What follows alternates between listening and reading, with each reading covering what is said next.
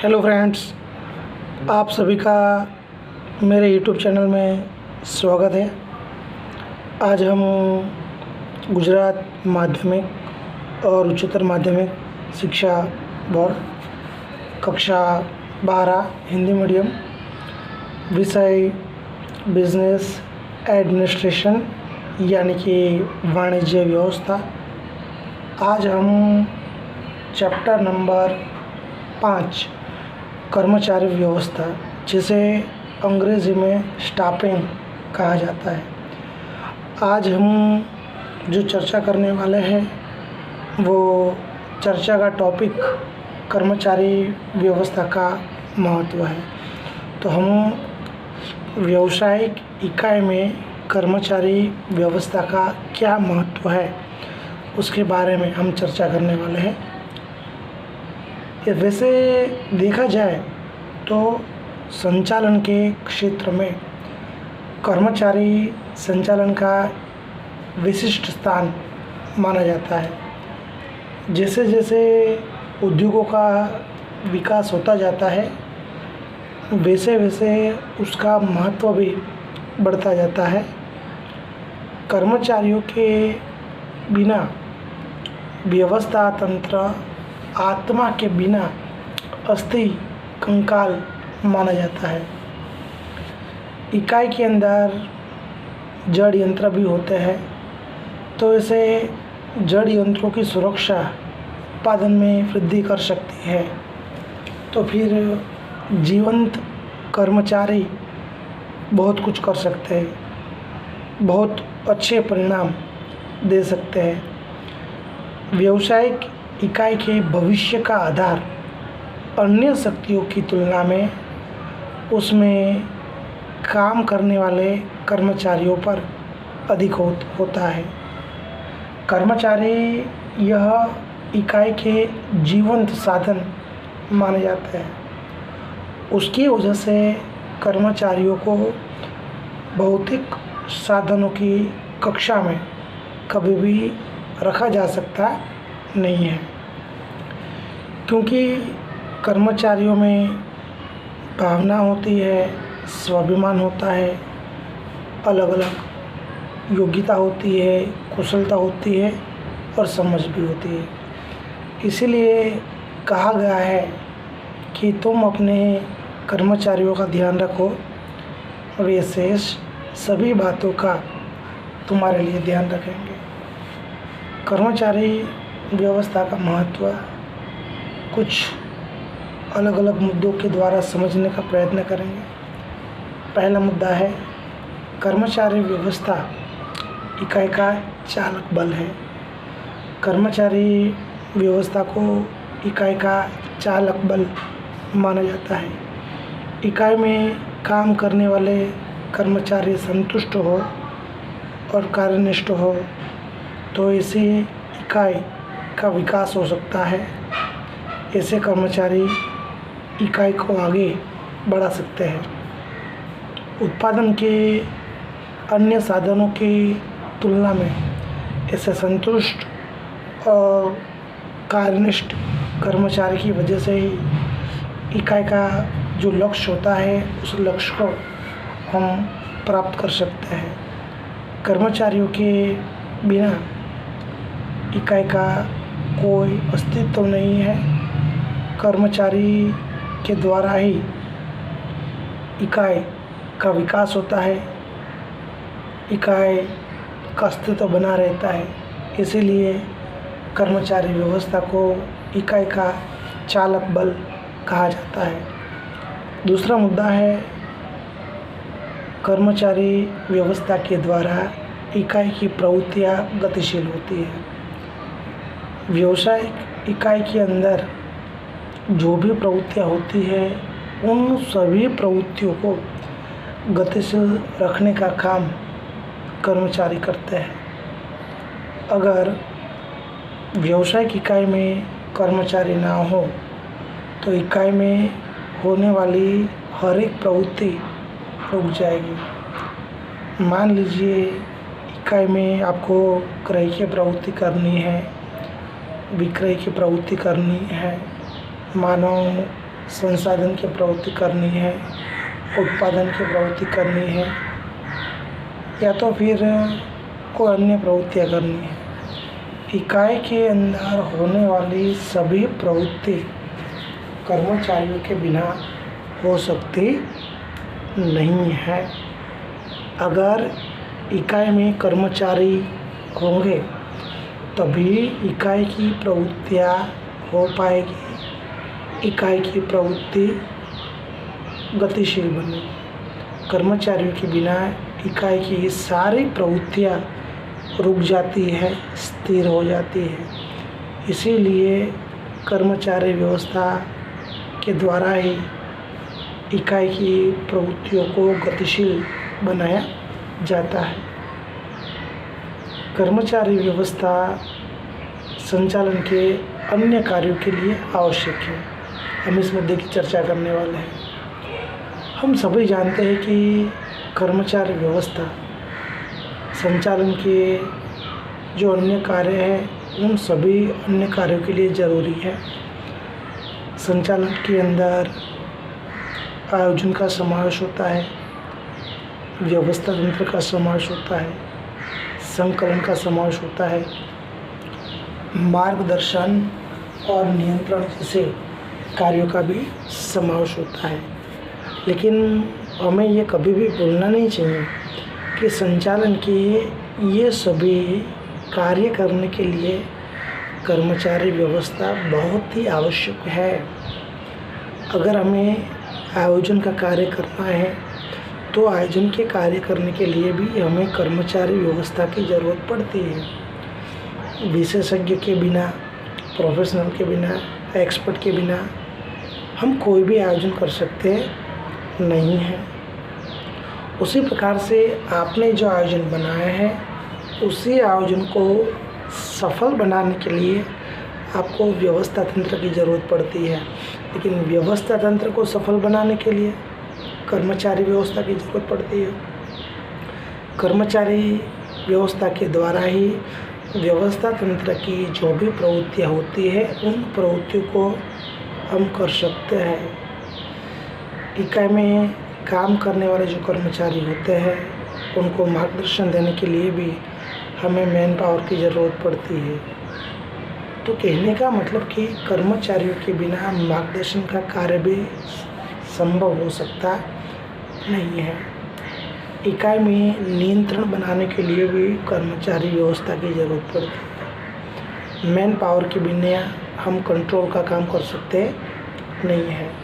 तो मेरा कहने का तात्पर्य यह है कि संचालन के जैसे भी कार्य हो, चाहे आयोजन का कार्य हो, व्यवस्था तंत्र का कार्य हो, मार्गदर्शन का कार्य हो या नियंत्रण का कार्य हो, सभी कार्यों को करने के लिए हमें कर्मचारी व्यवस्था की ज़रूरत पड़ती है।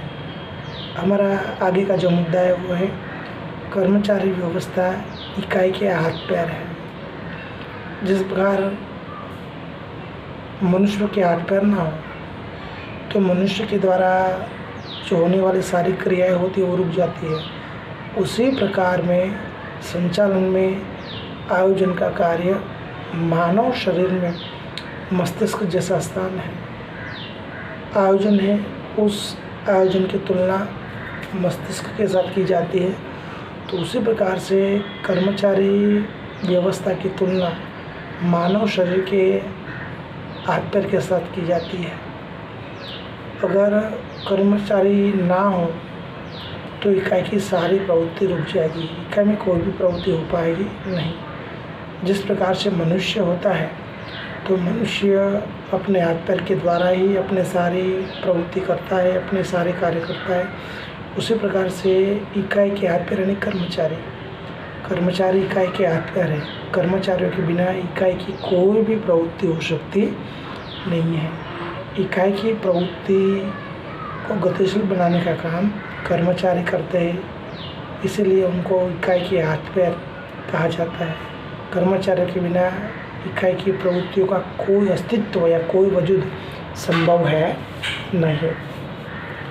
उसके बाद आगे का जो मुद्दा है वो कर्मचारियों में संतोष। कर्मचारी व्यवस्था के द्वारा कर्मचारियों में संतोष हम प्राप्त कर सकते हैं। कर्मचारी व्यवस्था के द्वारा इकाई में काम करने वाले जो भी कर्मचारी होते हैं, उनकी जो भी शिकायतें होती है, उनकी जो भी कठिनाइयाँ होती है, उनके जो भी प्रॉब्लम्स होते हैं, उनके जो भी प्रश्न होते हैं, उन सबको हम सरलता से जान सकते हैं, समझ सकते हैं और उनका शीघ्रता से समाधान कर सकते हैं। इसके अलावा इकाई के अंदर होने वाले जो भी कार्य होते हैं, उन कार्यों का हम आयोजन कर सकते हैं। कार्यों का आयोजन करके उनका योग्य विभाजन कर सकते हैं, जिसकी वजह से कर्मचारियों में संतोष की भावना का निर्माण होता है। आगे का मुद्दा है कर्मचारी व्यवस्था के द्वारा संबंधों में सुमेल बना रहता है। कर्मचारी व्यवस्था की वजह से इकाई में संतोषकारक वातावरण पैदा होता है और इसकी वजह से मालिक और कर्मचारी, स्वामी और श्रमिक के बीच में संबंध सुमेल बने रहते हैं। इकाई की सफलता का आधार मालिक और कर्मचारी के संबंधों पे होता है। मालिक और कर्मचारी के बीच में संबंध हमेशा अच्छे होने चाहिए। मालिक और कर्मचारी के बीच के जो संबंध होते हैं, उन संबंधों को अच्छा बनाने का काम कर्मचारी व्यवस्था करती है। आगे का मुद्दा है इकाई की प्रतिष्ठा में वृद्धि। संतुष्ट और कार्यनिष्ठ कर्मचारी इकाई की अमूल्य संपत्ति माने जाते हैं। ऐसे संतुष्ट कर्मचारी और कार्यनिष्ठ कर्मचारी ही इकाई की प्रतिष्ठा में वृद्धि करते हैं, इकाई की इमेज बढ़ाने का काम करते हैं, इकाई के एक कहते हैं ना, एक नई ऊंचाई पे ले जाने का काम करते हैं। तो कर्मचारी व्यवस्था ऐसे संतुष्ट और कार्यनिष्ठ कर्मचारियों को हमेशा अपने पास रखती है। ऐसे संतुष्ट और कार्यनिष्ठ कर्मचारी इकाई की अमूल्य संपत्ति माने जाते हैं और ऐसे कर्मचारी ही इकाई की प्रगति में चार चांद लगा देते हैं, इकाई की प्रतिष्ठा में बढ़ोतरी करने का काम कर सकते हैं। कर्मचारी व्यवस्था को गतिशील प्रक्रिया माना जाता है। बात हम करें तो कर्मचारियों के बिना इकाई का अस्तित्व संभव नहीं है। जब तक इकाई की प्रवृत्ति चलती रहेगी तब तक कर्मचारी व्यवस्था रहेगी और जब तक कर्मचारी व्यवस्था रहेगी तब तक इकाई का अस्तित्व भी रहेगा। तो कहने का मतलब कि कर्मचारी व्यवस्था यह गतिशील प्रक्रिया है। जब तक कर्मचारी है तब तक इकाई है। जब कर्मचारी का अस्तित्व नहीं रहेगा तो इकाई का भी अस्तित्व रहने वाला नहीं है। तो दोस्तों, हमने कर्मचारी व्यवस्था के महत्व के बारे में चर्चा की। अब हम बात करने वाले हैं मानव संसाधन संचालन के भाग रूप कर्मचारी व्यवस्था। सबसे पहले हम मानव संसाधन संचालन किसे कहते हैं उसके बारे में जानने का प्रयत्न करेंगे। मानव संसाधन संचालन यह लक्ष्य प्राप्ति के लिए आवश्यक कर्मचारियों का आयोजन करना, उनकी प्राप्ति करना, उनकी सुरक्षा करना और उनके विकास की प्रक्रिया मानी जाती है। रिपीट करते हैं, मानव संसाधन संचालन यह लक्ष्य प्राप्ति के लिए आवश्यक कर्मचारियों का आयोजन करना, उनकी प्राप्ति करना, उनकी सुरक्षा करना और उनके विकास की प्रक्रिया मानी जाती है। मानव संसाधन संचालन का विकास कर्मचारी संचालन में से हुआ है, ऐसा कहा जाता है। सामान्य रूप से कर्मचारी संचालन में भर्ती, चयन, प्रशिक्षण जैसी कर्मचारी व्यवस्था के साथ जुड़ी हुई प्रवृत्तियों का समावेश होता है। इसके अलावा भौतिक सुख सुविधा में बढ़ोतरी, प्रोत्साहक वेतन प्रथाएं और कर्मचारी कल्याण जैसी प्रवृत्तियों का भी समावेश होता है। जबकि मानव संसाधन संचालन की बात करें तो मानव संसाधन संचालन में कर्मचारी के विकास का समावेश किया जाता है। इससे पहले कर्मचारी व्यवस्था का अर्थ कर्मचारियों की भर्ती करने तक ही सीमित था, लेकिन वर्तमान समय में ज़्यादातर इकाइयों में कर्मचारी व्यवस्था विभाग को मानव संसाधन विभाग के रूप में जाना जाता है। आज वैश्विक प्रतिस्पर्धा के समय में मानव संसाधन का महत्व बहुत ही बढ़ गया है। इकाई में उत्पादन के अन्य साधन समान हो तो भी कर्मचारियों की कद्र उनका कार्य संतोष, उनकी कुशलता, उनकी वफादारी और सुरक्षा अच्छे परिणाम प्राप्त कर सकते हैं। तो कहने का मतलब कि मानव संसाधन संचालन यह कर्मचारी मैन पावर पर ज़्यादा भार देने का प्रयत्न करता है। इसके अलावा हम बात करेंगे मानव संसाधन संचालन के कार्यों की। तो मानव संसाधन संचालन के कार्यों को 2 भागों में बांटा गया है। तो हम मानव संसाधन संचालन के कार्यों की दोस्तों हम चर्चा करने वाले हैं। तो मानव संसाधन संचालन के अंदर जो कार्य है उन कार्यों की अगर हम बात करें तो पहले जो कार्य है वो आयोजन के साथ जुड़े हुए कार्य है। पहला, इकाई में आवश्यक कर्मचारियों का आयोजन करना और इकाई के विकास के समय नव नियुक्तियों के द्वारा उनमें वृद्धि करना। तो पहला जो कार्य है उसमें कहा गया है कि इकाई में हमें आवश्यक कर्मचारियों का आयोजन करना पड़ता है। इकाई के विकास के लिए नए कर्मचारियों की नियुक्ति करके उनकी संख्या में हमें वृद्धि करना पड़ता है। दूसरा काम, समय, संयोग और परिस्थिति के अनुसार जहां हमें आवश्यकता हो वहां सावधानीपूर्वक योग्य कार्यवाही करके कर्मचारियों की संख्या में हमें कमी करनी पड़ती है। तो यहाँ पे कहने का मतलब यह है कि हालात और परिस्थिति को ध्यान में रखकर जहाँ हमें ज़रूरत लगे वहाँ पे हमें कर्मचारियों की संख्या में हमें कटौती करनी पड़ती है। तीसरा कार्य, प्रत्येक कर्मचारियों को उसकी योग्यता के अनुसार स्थल पर काम सौंपना पड़ता है। प्रत्येक कर्मचारी, हर एक कर्मचारी को हम उसकी योग्यता के हिसाब से हम काम सौंपने का प्रयत्न करेंगे। और चौथा जो कार्य है, कर्मचारी को सतत एक्टिव रखकर उनके कार्य संबंधी ज्ञान में हमें वृद्धि करनी पड़ती है। तो ये चार कार्य आयोजन के साथ जुड़े हुए हैं। पहला, इकाई में आवश्यक कर्मचारियों का आयोजन करना और इकाई के विकास के समय नई नियुक्तियों के द्वारा उनमें वृद्धि करना। दूसरा, हालात और परिस्थिति को ध्यान में रखकर जहां आवश्यकता हो वहां सावधानीपूर्वक कार्यवाही करके कर्मचारियों की संख्या में कमी करना। तीसरा, प्रत्येक कर्मचारियों को उनकी योग्यता के अनुसार स्थल पर कार्य सौंपना। चौथा, कर्मचारियों को सतत एक्टिव रखकर उनके कार्य संबंधी ज्ञान में बढ़ोतरी करना। अब हम दूसरे कार्यों के बारे में चर्चा करेंगे जो प्रतिफल और विकास के साथ जुड़े हुए हैं।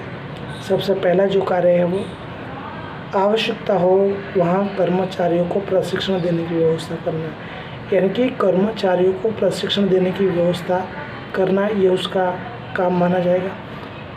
जहाँ जहाँ ज़रूरत पड़ेगी वहाँ वहाँ हम कर्मचारियों को प्रशिक्षण देने की व्यवस्था का इंतजाम करेंगे। दूसरा, कर्मचारी अपने कार्य में कुशल बने, एक्सपर्ट बने और उनकी विचार शक्ति में बढ़ोतरी हो, ऐसा हमें वातावरण प्रदान करना है, ऐसे हमें उनको मौके देने।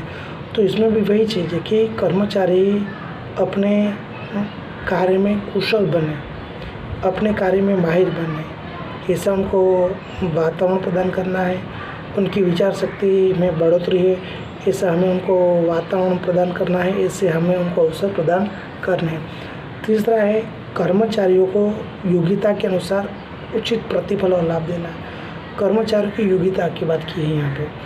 हर एक कर्मचारी की योग्यता अलग अलग होती है, तो हमें कर्मचारियों को उनकी योग्यता के अनुसार उनको वेतन देना चाहिए और दूसरे भी लाभ देने का प्रयत्न करना चाहिए।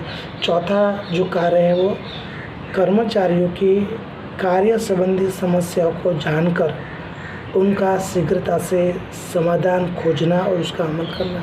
कर्मचारी जो कार्य करते हैं तो कार्य करने में जो भी समस्या आती है उन समस्याओं को जानना चाहिए, उनका समाधान खोजना चाहिए और उनका अमल करवाना चाहिए। तो दोस्तों, मानव संसाधन संचालन में कर्मचारियों को उत्पादन का साधन नहीं बल्कि एक विशेष मानव के रूप में स्वीकार किया गया है। इसमें संचालन के कार्यों और सिद्धांतों को अपनाया गया है जिससे स्थायी कर्मचारी दल खड़ा किया जा सकता है। कर्मचारी के स्थानांतरण की दर में हम कमी कर सकते हैं, कर्मचारियों की कार्यक्षमता में बढ़ोतरी कर सकते हैं, कर्मचारी के कार्य संतोष में वृद्धि हो सकती है। इस प्रकार कर्मचारियों के उद्देश्य और व्यावसायिक उद्देश्य दोनों को हम प्राप्त कर सकते हैं। तो यहाँ से हमें पता चलता है कि मानव संसाधन संचालन कर्मचारी को उत्पादन का साधन नहीं मानता, वो कर्मचारी को एक विशेष मानव के रूप में उसका स्वीकार करता है। मानव संसाधन संचालन के अंदर कार्यों को और सिद्धांतों का स्वीकार किया गया है, जिससे कर्मचारी के स्थानांतरण के दर में कमी कर सकते हैं, कर्मचारी की कार्यक्षमता बढ़ा सकते हैं, कर्मचारी के कार्य संतोष में वृद्धि कर सकते हैं, कर्मचारी के उद्देश्य और व्यवसाय के उद्देश्य हम दोनों को प्राप्त कर सकते हैं। दोस्तों, हमने आज के वीडियो में हमने 2 टॉपिक की चर्चा की। हमने शुरुआत में कर्मचारी व्यवस्था का महत्व देखा कि कर्मचारी व्यवस्था व्यवसाय की इकाई में किस प्रकार से महत्वपूर्ण स्थान रखती है। कर्मचारी व्यवस्था का महत्व देखने के बाद हमने मानव संसाधन संचालन कैसे कहते हैं और मानव संसाधन संचालन के कार्य को हमने 2 भागों में बांटने का प्रयत्न किया और उसके अंदर हमने आयोजन के साथ जुड़े हुए कार्य और प्रतिफल और विकास के साथ जुड़े हुए कार्य उनकी हमने चर्चा की। इसके अलावा मानव संसाधन संचालन से हमें क्या फ़ायदा होता है उसके बारे में भी हमने देखा। दोस्तों, अगर आपको हमारा ये वीडियो पसंद आए तो उसे लाइक कीजिए, शेयर कीजिए और हमारा ये जो यूट्यूब चैनल उसे सब्सक्राइब करना ना भूलें। दोस्तों, हमारा ये जो यूट्यूब चैनल है जिसका नाम है एजुकेशन टॉक, उसका उद्देश्य बच्चों को ऑनलाइन शिक्षा देना है। तो ज़्यादा से ज़्यादा ग्रुप शेयरिंग कीजिए, ज़्यादा से ज़्यादा आप अपने फ्रेंड सर्कल में उसको सब्सक्राइब करवाने का प्रयत्न कीजिए ताकि कोई भी छात्र शिक्षा से वंचित न रहे। हमारा ये छोटा सा प्रयत्न है, आप इस प्रयत्न को सफल बनाने का प्रयत्न करेंगे, इससे हम आपसे आशा रखते हैं। दोस्तों, आगे के वीडियो में कोई नए टॉपिक के साथ फिर से नई चर्चा करने के लिए आपके सामने उपस्थित होंगे। तब तक के लिए जय हिंद, जय भारत, वंदे मातरम, भारत माता की जय। धन्यवाद। अस्तु।